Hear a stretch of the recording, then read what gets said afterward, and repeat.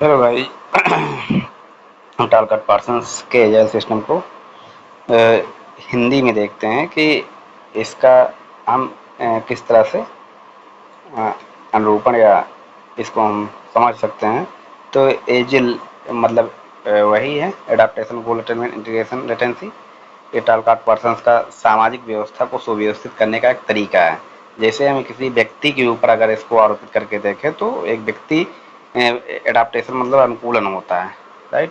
जैसे ठंडी हो रही है तो उसको वातावरण के अनुकूल अगर बनाना है तो क्या क्या करना पड़ेगा, मतलब कि ठंडी की सारी चुनौतियों से उसे निपटने के लिए उससे होने वाले सारे इंतजाम करने पड़ेंगे। सेम एज सामाजिक व्यवस्था में जो अनुकूलन चाहिए, जैसे हमारा समाज हमेशा बैलेंस की अवस्था में आने की कोशिश करता है, नहीं रहता है तो वैसे रहता है हमेशा बैलेंस ही। कोई भी चीज़ है जब तक बैलेंस नहीं होगी तब तक चल नहीं सकती, राइट।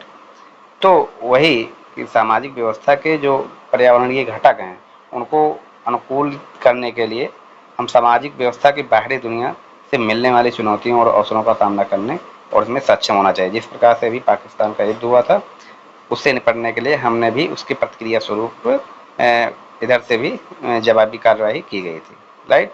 तो वहाँ पर हो गए अनुकूलन। दूसरा होता है लक्ष्य प्राप्ति। जैसे व्यक्ति अगर जेआरएफ की तैयारी कर रहा है तो उसका मेन ध्येय होगा लक्ष्य प्राप्ति।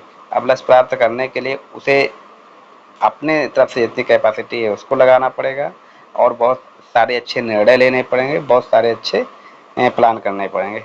तो अपने गोल को प्राप्त करने के लिए ये सारी चीज़ें, लक्ष्य प्राप्त करने के लिए या अपनी कैपेसिटी का सही यूज करने के लिए, अच्छा निर्णय लेने के लिए, संसाधनों को इकट्ठा करने के लिए, इत्यादि चीज़ों को मिला करके जो हम सामूहिक घटक प्राप्त करते हैं वो हमारा गोल अटेनमेंट होता है। सामूहिक लक्ष्य प्राप्त करने में उसे हम शामिल कर सकते हैं, राइट।